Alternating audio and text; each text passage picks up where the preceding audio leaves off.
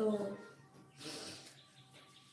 आज का हमारा थोड़ा सा ध्यान समर्पित नीरू माँ के लिए। और जैसे कि आप सब जानते हैं कि शुरू में थोड़ा भावुक हो गए थे, लेकिन उनकी ही शक्ति से अब हम उससे ऊपर आ चुके हैं। क्योंकि माफ़ करिएगा उस सिचुएशन के लिए, लेकिन ऐसा हो जाता है। हम भी इंसान हैं और हम भी भावनाओं से परे जाने का कर रहे हैं। लेकिन जब भी बेहद की आत्माओं की बात आती है और स्पेशली नीरू माँ की बात आती है, तो मेरी तरह आप सबकी आंखें भी नम होती होगी। लेकिन जब हम ये जानते हैं कि उनका जो कार्य है, जो वो कार्य कर रहे हैं, वो बहुत ही बड़ा कार्य कर रहे हैं, उनके सिवा ये कोई कार्य कर नहीं सकता और कोई उनको समझ भी नहीं सकता है। इसलिए बाबूजी भी उनके बारे में नहीं बताते, क्योंकि वो खुद ही नहीं चाहते कि उनके बारे में कुछ बताया जाए। जैसे कि मैंने उनके व्यक्तित्व के बारे में बताया कि वो जब जीवित थे तो भी वो मान शान से परे थे। बहुत ही सहज सिंपल व्यक्तित्व के थे वो। और इसलिए उनके बारे में कहना बहुत मुश्किल हो जाता है। छोटे छोटे शब्दों से उनका हम जो उनकी क्वालिटीज के बारे में बताने जाएंगे तो बहुत मुश्किल हो जाएगा, क्योंकि उनका व्यक्तित्व कई उससे ऊपर है। और ये मैं केवल इसलिए नहीं कह रही क्योंकि वो मेरे लौकिक माँ रह चुके हैं, लेकिन जो उनसे आज जो भी हम हैं, चाहे ज्ञान ले रहे हैं, जैसे कि हर एक बच्चे के पीछे कोई ना कोई उनके फैमिली मेंबर्स होते हैं ना, जो उनको आगे प्रोत्साहन देते हैं और उनके ही लक्ष्य पे हम चलते रहते हैं। तो वैसे ही वो हमेशा से मेरे लिए प्रेरणादायक रही है। रियल इंस्पिरेशन मेरे लिए हमेशा वो है और रहेंगी। और उनके पीछे चलते चलते हमें यहाँ तक ये रास्ता मिला है। मतलब जैसे आप कह सकते हैं, जैसे हम मदालसा का उदाहरण देते थे कि उन्होंने बचपन से ही अपने बच्चों को ब्रह्म ज्ञानी बनाया, वैसे ही उनके कारण ही केवल मेरा नहीं, ऐसे कई कई बेहद के परिवार में भी भाई बहन ऐसे हुए हैं जिन्होंने, जो उनके साथ रह चुके हैं, जो उनके साथ अच्छा समय बिता चुके हैं, वो भी मेरे साथ सहमत होंगे कह के, जिन्होंने जो उनके साथ अच्छा समय गुजार चुके हैं, कि उन्होंने काफी, उनका जो व्यक्तित्व रहा है, जो उनकी एक शक्ति रही है, जो उनका एक ओरा रहा है, वो इतना डिवाइन रहा है। आज भी हम उनके यहाँ पे अहमदाबाद आश्रम में उनकी एक फोटो लगाई हुई है हमने अपने हॉल में। तो उनके जो भी उनकी फोटो देखता है, तो वो जो हमारे ज्ञान से, बेहद के ज्ञान से नहीं जुड़े हुए कई लोग यहाँ पे आते हैं, तो वो उनकी फोटो को देखकर ही कहते हैं कि उनसे एक अलग सा ओरा और प्रकाश आ रहा है। मतलब वो जो एनर्जी है उनकी, वो एनर्जी, वो एकदम, मतलब जैसे दिव्य फरिश्ते होते हैं, वैसे उनकी एनर्जी।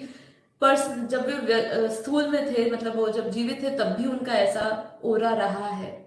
तो वो ओरा, उनकी जो ओरा, जो उनकी एनर्जी में हम लोग पले बड़े हैं ना, वो एनर्जी हमेशा हमारे अंदर आई है। और अब वो सूक्ष्म में चली गई है, तो भी वो हमें वो शक्तियां उनसे लगातार मिल रही है, हम अनुभव करते हैं। मेरा तो प्रैक्टिकल एग्जाम्पल मैं अपना ये दूं कि मुझे तो काफी बार यही लगता है कि वही काफी बार मुझे प्रेरणा देकर ही कुछ ना कुछ वो करवाते हैं। सुबह उठने की जब बात होती है, तो मैं अपना पर्सनल एक्सपीरियंस बताऊं कि मुझे ऐसा ही लगता है कि वो मुझे उठाते हैं। नहीं तो मेरे लिए जिस दिन छुट्टी होती है उस दिन मैं उठ नहीं पाती, अलार्म बजते हैं तो भी नहीं उठ पाती। मतलब वो जैसे एक पीछे से एक बहुत शक्तिशाली फोर्स है जो हेल्प कर रहा है।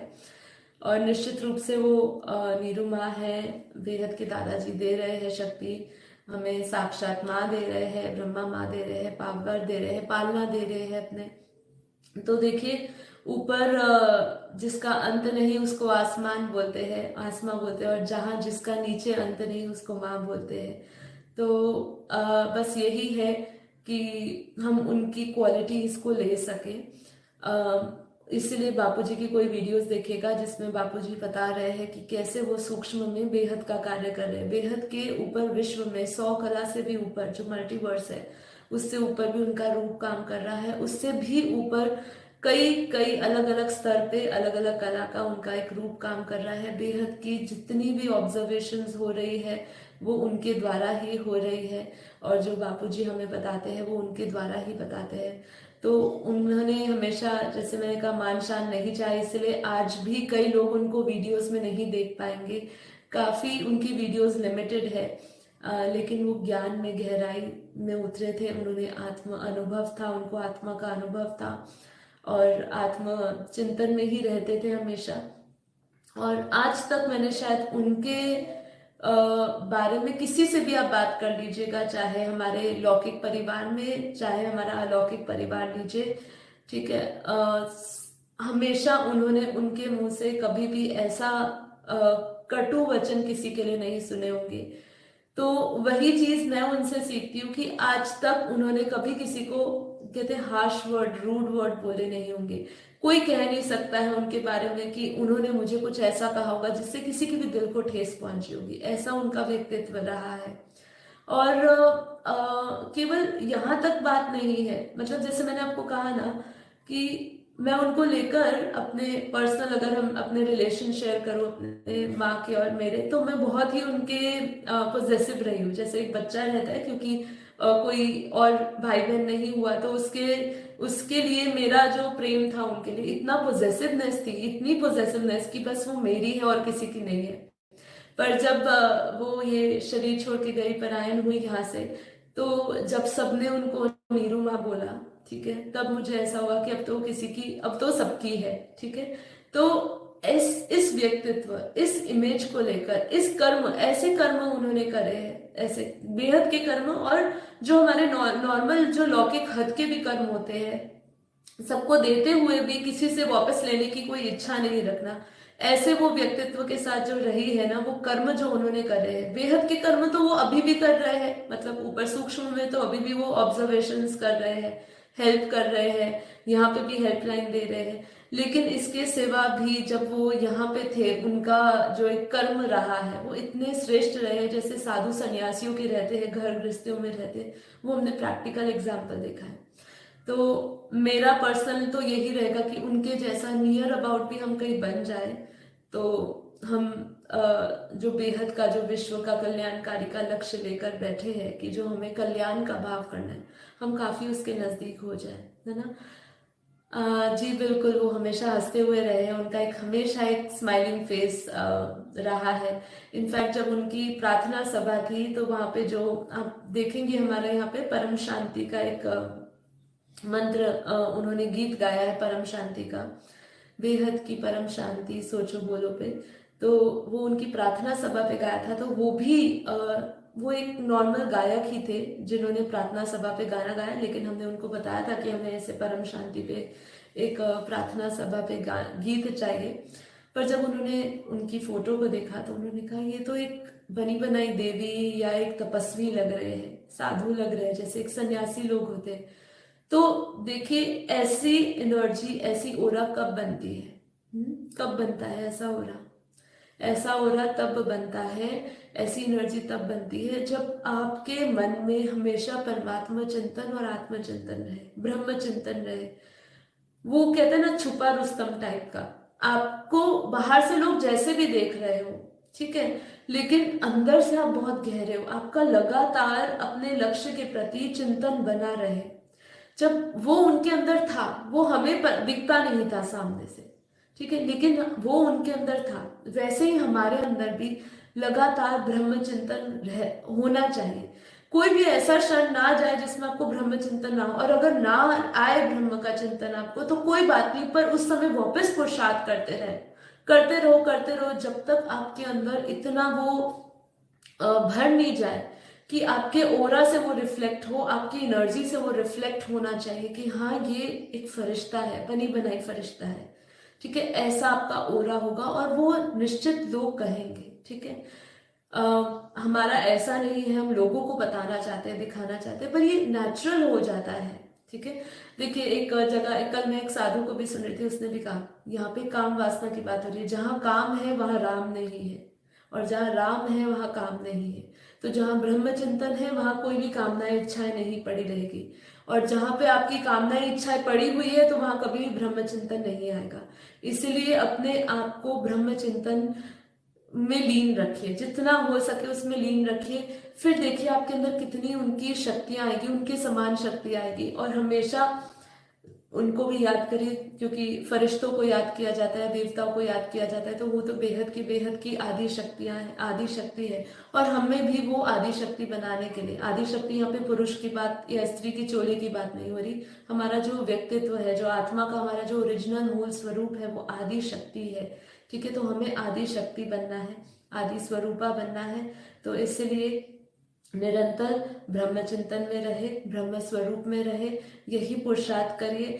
जितना हो सकते अपने व्यक्तित्व को सरल रखिए, सहज रखिए, लोगों के साथ लड़ाई झगड़े में, मन मुटाव में ज्यादा मत जाइए। जितना मन मुटाव करोगे, जितना कड़वा रहोगे, जितना अंदर से भीतर से कड़वा रहोगे, उतना आपके अंदर ये जो भी हमारे गुण आने चाहिए उसमें रुकावट होगी। इसलिए कड़वे मत रहिए, मन मैला मत करिए किसी के अपशब्द से भी।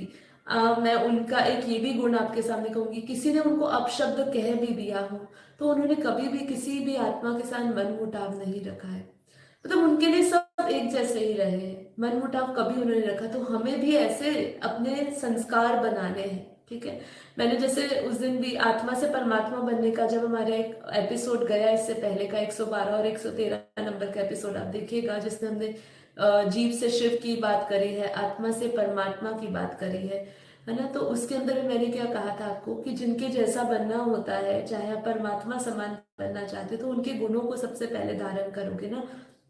तो ऐसे ही हमें उनके गुणों को धारण करना है। जितना उनके गुणों को धारण करोगे, जो तपस्वी लोगों के होते हैं, है ना, जो तपस्वी लोगों के होते हैं, योगी लोगों के होते हैं, संसार में रहते हुए जब उनके जैसे हम अपना जीवन व्यतीत करते हैं, एक सन्यासी की तरह, एक योगी की तरह, तो हमारे अंदर जैसे जैसे गुण बढ़ते हैं तो हमारे आत्मिक गुण भी बढ़ते हैं। ठीक है, इसके साथ साथ आत्मिक, जब आपके कर्म श्रेष्ठ होंगे, आपके किसी के प्रति मनमुटाव नहीं होगा, ईर्ष्या नहीं होगी, द्वेष नहीं होगा। ठीक है, कोई आपके लिए गलत नहीं सोचेगा और आप किसी के लिए गलत नहीं सोचोगे। जैसे मैंने कहा था, उसमें सबसे ज्यादा इंपॉर्टेंट ये है कि जब आप दुनिया को समझ जाए, लेकिन दुनिया आपको नहीं समझ पा रही है, ठीक है, तब आप रियल में आप अपने लक्ष्य की ओर बढ़ रहे हो। तो हमें ऐसा ही करना है कि हम हमारे प्रति किसी के लिए, हमारे प्रति तो हम तो किसी के लिए बुरा नहीं सोचे, लेकिन किसी और के मन में हमारे प्रति ना हो, इसका आपको जरूर ध्यान रखना है। हम तो अपने आप को रोक लेंगे, अपने आप को कंट्रोल कर लेंगे, लेकिन दूसरों को आप कैसे कंट्रोल करोगे कि वो आपके लिए नेगेटिव नहीं सोचे। वो आप अपने स्वभाव और संस्कार से कर सकते हो कि हम ऐसा अपना स्वभाव संस्कार करें कि कोई भी हमारे लिए कुछ उल्टा ना सोचे, कोई नेगेटिव ना सोचे। हम ये भी जानते हैं कि हम सभी को खुश नहीं कर सकते, लेकिन कम से कम ऐसे शब्द ना बोले अपने बातों में या अपने वाणी में ना लाए जिससे किसी को कष्ट हो। किसी को जो नहीं पसंद तो वो बात ही नहीं करो, मैं तो ये कहूंगी। वो ऐसा ही था, उनका भी व्यक्तित्व ऐसा था कि वो किसी के साथ है ना, जो उनको जिनकी बातें, वो जो उनकी बातें नहीं समझ पाता था ना, वहां से किनारा कर जाते थे। ठीक है, तो आप भी ऐसे किनारा करना सीख जाइए जहां से, लेकिन अब शब्द ना बोलिए। अपने शब्दों से हम किसी को दुख दे और फिर उसके बाद वो नेगेटिव सोचे, तो वो सब हमारी तपस्या में बाधा बनती है। ठीक है, क्योंकि हम वाइब्रेशंस का रूल जानते हैं। ठीक है, तो आज के लिए इतना ही, मैं इससे ज्यादा कह नहीं पाऊंगी उनके बारे में। उनके बारे में जितना भी कहो वो कम है, लेकिन आज केवल उनको रिस्पेक्ट और श्रद्धा देते हुए, उनको ढेर सारा प्रेम देते हुए इन तक यही बोलेंगे कि हम उनको बेहद का प्रेम करते हैं और उनसे प्रार्थना करते हैं कि वो हमें बेहद की शक्तियां हमेशा देते रहे, बेहद का प्रेम लुटाते जाए और हमेशा हमें जो ऊपर की दुनिया का, जो बापूजी हमें बेहद का ज्ञान और ऑब्जर्वेशन दे रहे हैं, उनका लक्ष्य जल्दी पूरा हो और वो भी हमें अपने साथ बेहद के विश्व में लेकर जा सके। ठीक है, और सभी का परिवर्तन हो, बस यही उनसे हमारी आज एक रिक्वेस्ट है कि वो अगर हमें सुन रहे हैं तो बस हमारा दिल की भाव उन तक पहुंच जाए। चलिए आज के लिए इतना ही। अब हम कल मिलेंगे नए एपिसोड के साथ, नए जोश, नए उमंग, नए योग के साथ, नए तपस्या के साथ। परम शांति, परम शांति। आप सभी का बेहद का धन्यवाद, बेहद का शुक्रिया कि आज के दिन भी आप मेरे साथ आए और योग किया और हमारे सभी जो मेरी भावना है उसके साथ आप जुड़े। और एक हम लोगों ने उनको, क्योंकि जो उनको नहीं जानते वो यही कहते होंगे कि इनकी बात क्यों हो रही है, तो वो बेहद के विश्व में बहुत बड़ा एक कार्य कर रहे हैं, इसलिए आज उनकी बात हो रही है। जैसे तपस्वियों की बात हुई है, साधु संतों की बात हुई है, तो वैसे ही आज हम अपने बेहद के परिवार में उनके बिना बात किए बिना आगे नहीं बढ़ सकते हैं। तो इसलिए उनकी बात हो रही है। तो जो नहीं जानते हैं वो बापूजी के चैनल पे जाइए, उनके बारे में भी जानिए और बेहद का ज्ञान भी सुनिए और अपना कल्याण करें, बेहद का कल्याण करें अपना। चलिए, सभी को धन्यवाद, दिल से धन्यवाद। धन्यवाद आज के लिए सबको कोटि कोटि धन्यवाद। अनशत नमन। परम शांति, परम शांति, परम शांति।